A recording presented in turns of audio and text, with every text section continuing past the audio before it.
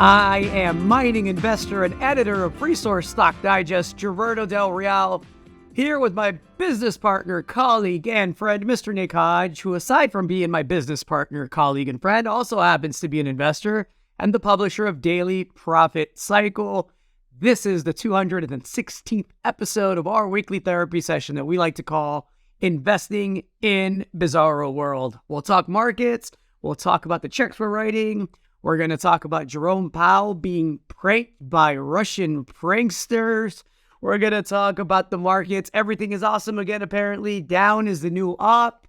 We're going to talk about how some of these companies are beating earnings. But before we get into all of that, how are you today, Mr. Nick Hodge? A lot going on out there. A lot of it's funny. I've had one of my most comedic days today, and it's usually me providing the levity and the humor. And today, I've been pleasantly surprised by all sorts of people on Twitter and comments and all over the place. I've been laughing all day. So how are you doing? I see a smile on your face. Well, good. I'm glad you could get some comedy relief. Things are good. The weather's warming up here in the Pacific Northwest. We hit 70 degrees for the first time. We've got some chicks that are hatching. My kids and wife have had fun with that. We got them in the little incubator. They were popping out this morning, and things are going good. We'll talk about the markets. I'm not sure everything is awesome quite yet, but you wouldn't expect anything else from me, I don't think. No, and it's summer dress season, right? I sent a group message to all my lady friends in the group chat. I said, it's summer dress season, ladies. Act accordingly. They didn't think it was that funny, but, well, a couple of them did. The ones that have summer dresses and like to flaunt them. But anyhow, let's get into the markets. Look, Meta shares are up 170% in 5 months, right? And they've done this somehow, and I know the how. It's a rhetorical question, right? I'm going to softball it to you. They've done this with zero revenue growth. So I pose the question to you, Mr. Hodge. In a recession, which I believe that we're in a deflationary contraction, which, the Fed is trying to force it, right? A little bit at a time. How do you achieve 170% re-rating in the market in 5 months with zero revenue growth? Oh, I'm not sure how much of a softball that is. I guess first I would point out that they're still down 40% from their peak of 2022 when things started going south. So there's that. But I'm not sure the answer you're looking for. I mean, it could be a combination of buybacks, setting low expectations that you're then able to beat, or a function of the Nasdaq catching a bid in this ongoing bear market rally that we've seen. But nonetheless, shares are still down, and you would have had to call it the absolute bottom to get that bump up that you mentioned. What is the reason you're looking for? Layoffs. They've been laying people off for the last 6 months. They saw this contraction coming. They saw the recession coming. They saw softness in the market coming, and they did two things, right? They did it well. I mean, kudos to them for executing on behalf of their shareholders, not so much on behalf of their employees, but, they started laying people off about 5 or 6 months ago pretty aggressively, and they simultaneously initiated some buybacks. And so I think that speaks to the fact that everything isn't awesome, right? The market in general, and then the market's not the economy, but the economy definitely isn't awesome. And the market, I agree with you, everything isn't awesome in the market. We still have another quarter or two, I think, of pressure on earnings and growth. We still have, I think, another hike or two in the wings. Lyft just cut 1,072 employees. That translates to 26% of its workforce gone. It's the layoffs, folks. And so it's, the smoke screen that is a stronger quarter than what the market expected was only able to be achieved by firing people that now hopefully got some severance packages and have a couple of months bridge to find their next gig. But, that has very real world implications in terms of the housing market and local economies. And again, it's not a one-off. Lyft's doing it. A lot of companies are doing it. That's why some of these earnings are coming out the way they're coming out. And again, the market thinks everything is awesome. I think a couple of days of gains does not make a market, right? No, I think you still have a lot of air to let out. Those layoffs ultimately is what's going to lead the Fed to pivot here. And in a couple of months, you are going to get another quarter point hike, likely the day this podcast comes out, the day after that meeting is, what is it, May 2nd, I guess it is, or May 3rd. And Yeah, there's it's like the .com crisis took a while to play out with the tech names, and that's sort of what you're seeing now. And the other thing I should have mentioned in my answer to you is AI. Everybody's got an AI thing now, right? That I think it was mentioned a couple of hundred times between the Microsoft and Google earnings calls, right? It's just even Elon Musk is working on AI now. They're all talking about it on their earnings calls. That's the new buzzword to get a bid in your price. But no, look, GDP came out today. It's clearly decelerating. It was 2.6% in Q4. The number came out for Q1 at 1.1%. I think you get sequential down reading in the quarter that we're currently in once that comes out in a couple of months. And no, we're not out of the woods yet by any means. And we got this pesky debt crisis, which I see more and more people are starting to talk about. It's really interesting how the Treasury is running low on funds, and the credit default swaps, the U.S. CDS is rising, right? And you've explained that well in the past episodes about how that's insurance for potential default. Well, people in the market, I guess I should say, is seeing the potential for a default, not a big default, like a default in the great sense of things, but a short-term default in the T-bill market, right? And so, a lot of stuff still to work through with the company. And that's moved up, by the way, because tax receipts were less. People didn't make as much money last year, and so what was going to be a debt fight in June or July now could be May or June as those funds run even lower. So yeah, lots of stuff to keep your eye on. Certainly not out of the bare woods yet. Not out of the bare woods. I tell you what I do think is out of the bare woods. I think gold and silver are out of the bare woods. Every week I see stickier price action. I see narrowing ranges. I see narrowing trading ranges that are edging towards the highs, right? The highs being now 2,000 for gold and 25 for silver. I see a 2-3% range there. That on pullbacks, you're not seeing that broken too often. Definitely not seeing that on a closing basis. You may see it intraday, but resilient gold prices, resilient silver prices, looks like a coiled spring to me. Thoughts on that market? Not a lot to add there. Gold is bullish. Buy it when it goes to 1980 and sell a little bit when it goes to 2000. It's going to take it needs a monthly close above that 2000 level. So we're getting to the end of the month here. We'll see what the next couple of days bring. Once it goes through that, it needs to get to the 2080, 2089 level, whenever that last high was, and punch through that. But is firmly bullish. The dollar has weakened.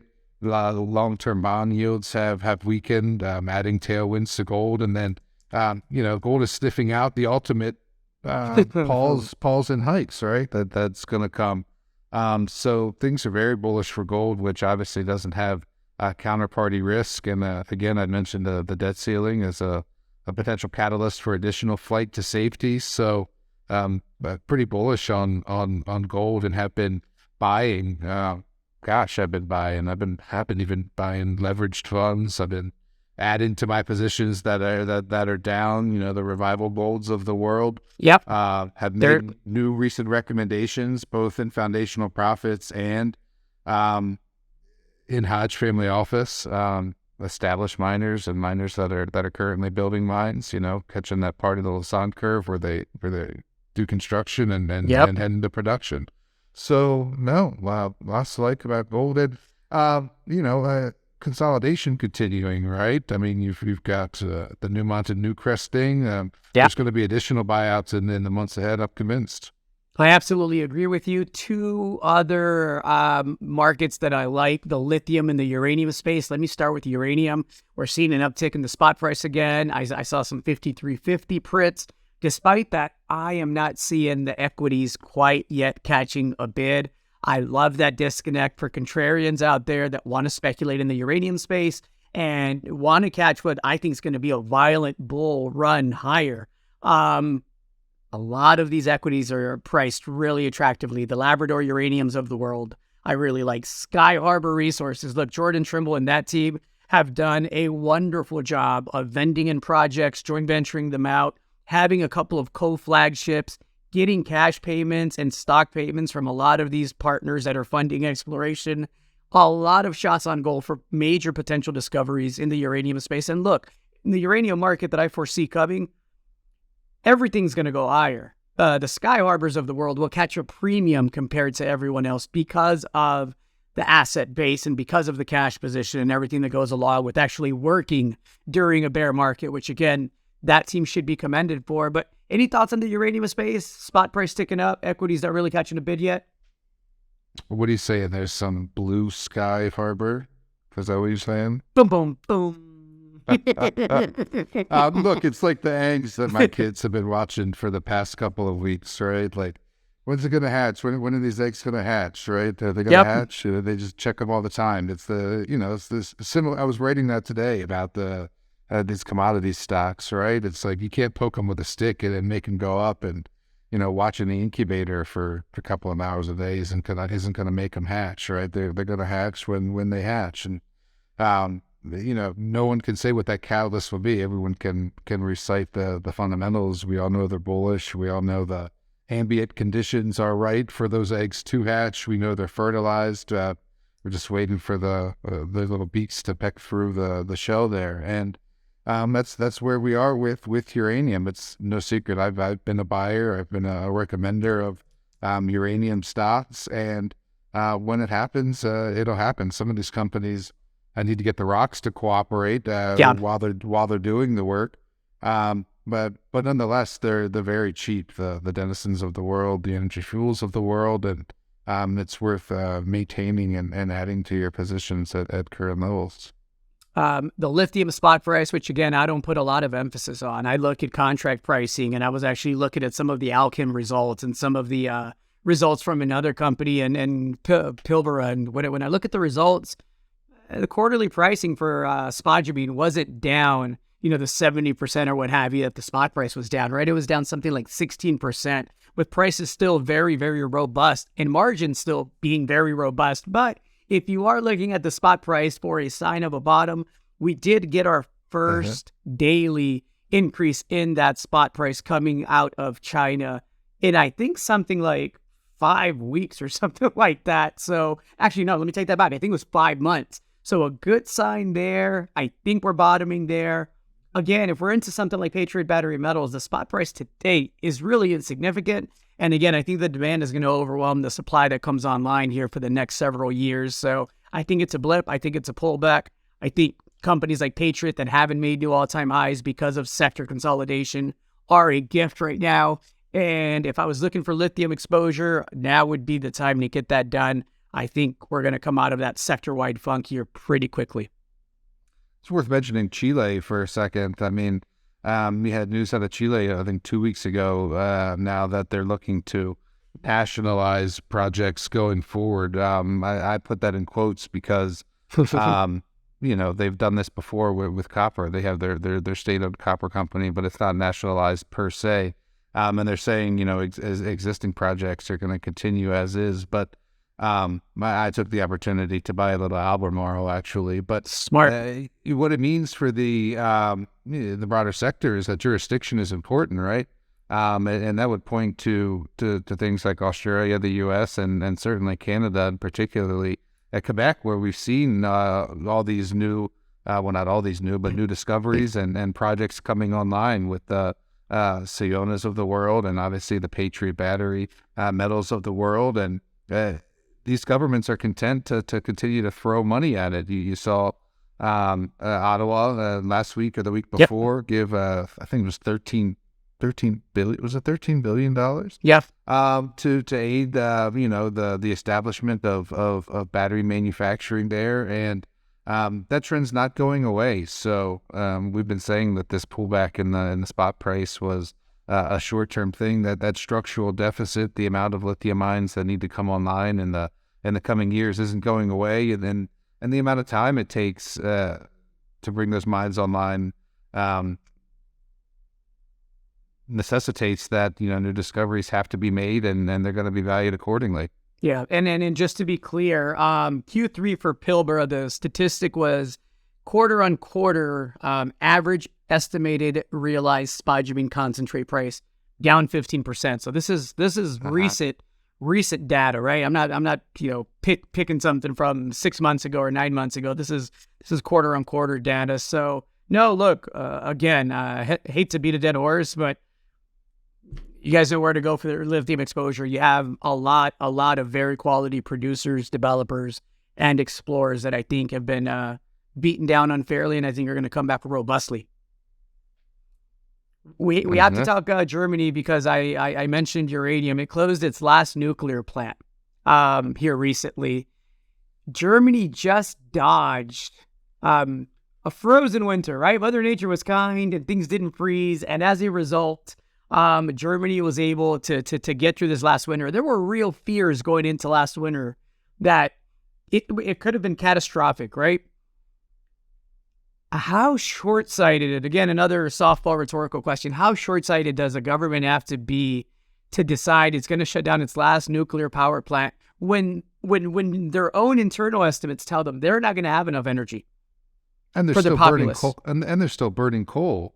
It's fucking unreal. It doesn't make any sense when you stack it up next to each other why you would shut down a clean source of baseload energy. Low risk, I should say. Sure, there's the specter of some accident with the plant or something like that, but that has been proven over time to be the safest form of baseload electricity that humans can produce. Why you would trade that minuscule risk for a continued emission that comes with continuing to burn coal is beyond me, and a lot of people have said that it doesn't make sense why you would do that. You're not going to be able to hit your climate targets, and you put your country at risk of brownouts and blackouts and much higher prices, I should add, by the way. I mean, they saw the prices for electricity increase in Germany commensurate with them doing that. So those plants are still in good condition. They can be restarted. And if I were a betting man, I would say that, in the next couple of years, you see Germany forced to return to nuclear generation. Yeah, I honestly don't even think that it's going to take that long, if we're being honest. Not because, they want to, because they're going to have to, right? And I highlight that example of just the incompetency of our political class and our policymakers. And we've talked about fourth turnings in the past and how our institutions need to really, I hate to use the term burn down because somebody accused me of inciting an insurrection, but they need to be restructured. Let me call it that, right? Need to be restructured. And again, I've been chuckling all day, but did you read the story about Chairman Powell getting on the phone thinking he was speaking to President Zelensky from Ukraine and briefing him on the rate hikes and the potential negative implications on the U.S. economy and around the world? And it turns out it was just these two Russian pranksters. And look, there's a video of this posted online. I hope they rickrolled him. I hope they started playing Never Gonna Give You Up.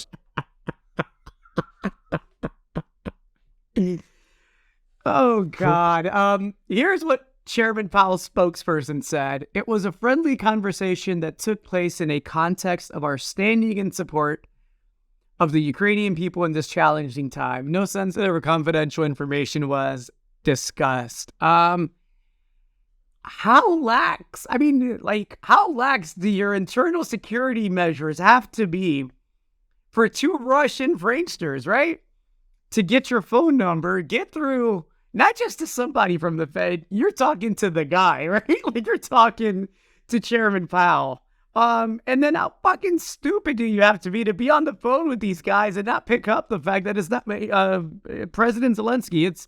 It's absolute bonkers to me. I was in stitches just laughing at the stupidity of it. And then again, where my brain goes is, well, man, if these are the people making policy for us, wow, and these are the institutions that should be safeguarding, policymakers and then the flow of data, and we can talk about, the mole in the U.S. that was just arrested here and all of the stuff that he was able to publish online. And he was like some low-level National Guard kid. He wasn't even like a high-level hacker that had super access to clearance and other security clearances. So again, the people that are running the show, folks, are not the brightest bulbs in the box.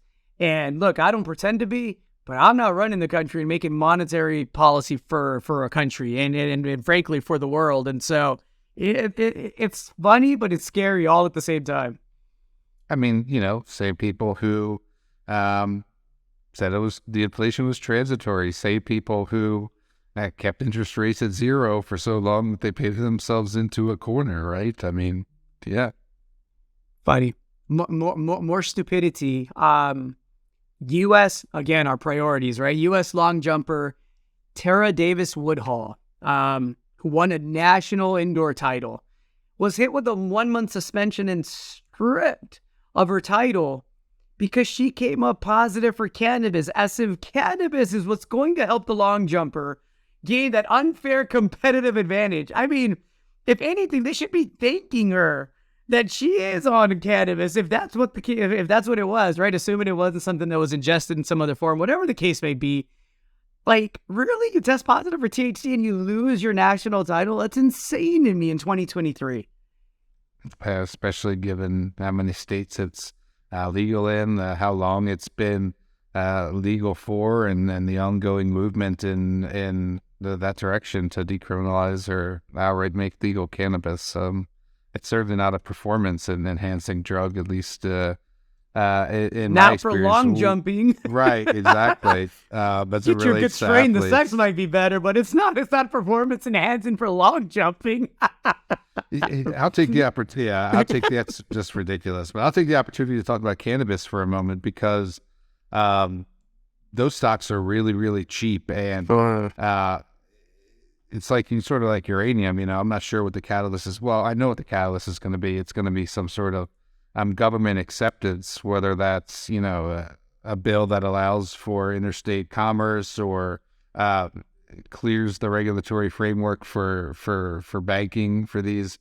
That's the one. That's key for U.S. cannabis, or an outright federal legalization, which Biden says he's not going to do. Maybe he'll run on that for his new term, which he just announced he's running for. But the you think he still remembers he's running for it? Oh God, what a shit show. It's incredibly cheap. Like the MSOS ETF is down something like 80 or 85 or 90% from the highs it made when from the highs it made after legalization in Canada. And the cannabis itself is exceedingly cheap. Here in Washington State, you can buy a gram of marijuana for $3. A gram of marijuana for $3. I mean, when I was in high school and college, a gram of marijuana was $20, right? And so eights are $40, quarters are 80. That's what I heard. I don't know. and these producers can't unload it, right? Like there's surpluses in so many states. I was reading, like in California the other day, there's such a surplus that it's sort of common knowledge that these producers are selling it out the back door into the black market because they can't export it to other states because of the interstate commerce laws. Yep. And so anyway, if you're a speculator with a long-term time frame and you can afford to watch those eggs not hatch for a little bit, it's worth taking a look at some of those cannabis positions. I maintain a position in the cannabis ETF and an Explorer and one other larger company that's involved in marijuana because at some point that sector is going to turn around and I don't want to miss it when it does. Are there names that you would not recommend but maybe encourage people to do some due diligence on at current levels?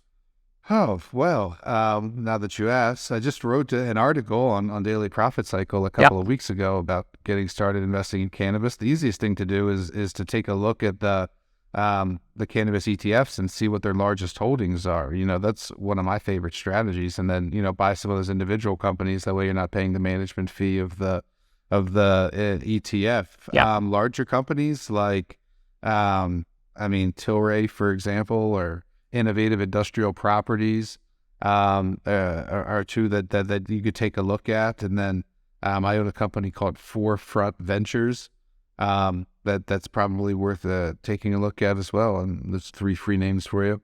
Well, there you go. So we've talked Revival Gold. We've talked Aldebaran. Those are gold and copper gold names respectively. You have 3 free cannabis names. What else are you watching in the market this week? Well, we're going to see what the Fed has to say when they meet next week, but this week when you're watching this.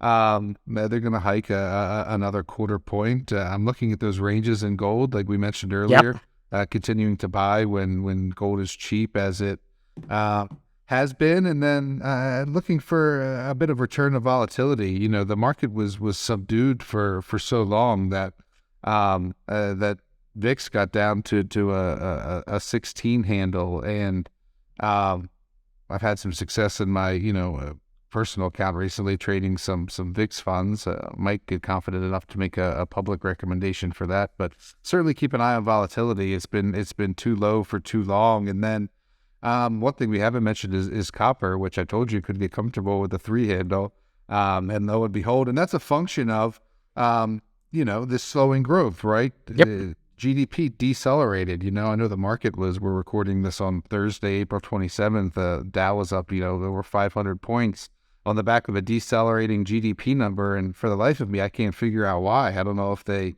Up is down, left is right, Yeah, I don't know if they think that means the Fed is not going to increase, or I'm not sure why the stocks went up like that.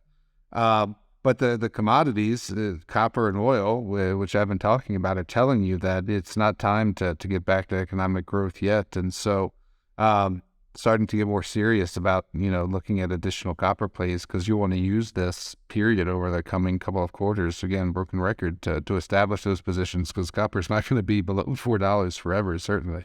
Yep. Here's everyone's, I couldn't agree more, by the way. Here's everyone's Patriot Battery Metals update. Blair, you've made a lot of us life-changing money. We love you. You and the team have done everything brilliantly. I'm echoing the sentiments of my subscribers, family, and friends. Can you please give us some drill results? Give us a hole. Give us 2 holes. We don't need the 60-something holes that we know are back there somewhere. Let me get this just one. Get one. Get some of that spodumene stuff, man. I kid, Blair. I kid. Listen, folks. Here's your update. I sent it to subscribers already, so I'll give you the update really quick. This is simple. This is the same thing that happened last month. This is what happens when you have assays from an ultra high grade zone, and you have to keep re-assaying. You have to send it back. You do 1%, it's above that, you send it back. It's 2%, you send it back. These are good problems to have. The fact that I think that we're going to have multiple holes with, over limit percentage on the lithium side, grade wise, is a phenomenal problem to have. We're not going to make all-time highs every month. That record was broken last month. Have a few days left in April. We probably don't do it this month. Who cares? Just sit back and enjoy the ride, everybody. There's something like 60 million in the treasury. I think, by the time y'all see this, they had already drilled something like another 40 or 50 holes on top of the 27 that were in the lab before that. So it's going to be a fun end of spring, a fun summer. We have a maiden resource estimate that should come out, I want to say in June, if I'm not mistaken, late June. I don't think that comes in, anything lower than 140, 150 million tons. And that's just because I think they cut off the drilling for that estimate. I think it was mentioned that they did that likely a couple of weeks ago. And so obviously they've kept on drilling, and obviously there's a whole heck of a lot more than that there. But, I think that resource estimate comes in right around that range. And, if that's the case, I saw an analyst earlier had a target for 90 million tons at 1.35% lithium, and that assigned the company and the analyst's opinion a $17 a share valuation. I think the tonnage is going to be much higher, and I think that valuation is going much higher as well. And then look, we have a lot of macro catalysts that I think will materialize soon. I think sooner or later, and I think sooner, one of these offers and bids for takeovers will finally be consummated, right? I think the majors that are looking to come in and make the $3.7 billion offers, the $5 billion offers, I think they're starting to realize that's just not going to cut it. You're going to have to write a bigger check, baby. That's just the bottom line, right? That's the environment we're in. Even during a consolidation in the lithium sector, all it takes is for a couple of those to start getting taken off the board, and that makes something like a Patriot that much more valuable, because there's just not going to be anything of that scale. I was looking at the MinRes results, and it got whacked some 10% the other day, and in part because of their costs increasing. And the reason their costs were increasing is because the lithium spodumene, the mineralogy, was dirtier due to some of the chemicals that are in that. So some of the minerals that are in there that, you have to spend more time to process. Corvette thus far has zero problems with that. It is the cleanest, cheapest lithium spodumene you can extract. And look, when you start having issues with the mineralogy, with how expensive it is to extract the rest of your deposit and or deposits, you're going to start looking around. And don't forget that MinRes is the company that there was an article about stating that it wanted to take a big stake in Patriot Battery Metals and, eventually make a run at it. So a lot can happen on the macro catalyst side, not to mention the assays that are pending, not to mention all the other work that's going on. It's a lot to like. Just sit back and relax, folks, and watch the ride. It's a fun one. These don't come along very often. Enjoy the gains. Be happy. Smile. Enjoy the sunshine. It's sundress season. I look forward to the next results. It's also turkey season, so turkey, sundresses, whatever your fits it. Hey, you can like both. No shame in that.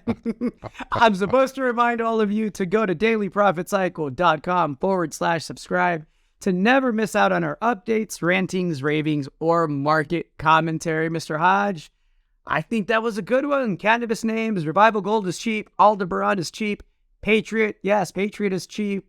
Sky Harbor's cheap. Labrador is cheap. It's a lot of freebies for a podcast that, you don't pay anything for. Cheap. We got Hatchin' Chicks for sure. And don't forget to buy your mother a gift because it's Mother's Day very soon. Do that. Get that done. I'm Gerardo Del Real along with Mr. Nick Hodge. This was our weekly therapy session number 216 that we call Investing in Bizarro World. Nick, send us off. See you later. Hey there, you independent-minded investor. If you like this video, make sure to tell us so by clicking the like button below. Subscribe to our channel so you never miss another one. And share it with everyone you know on social media. You can also click the link in the description below to check out more information-packed videos just like this one. Thanks for watching.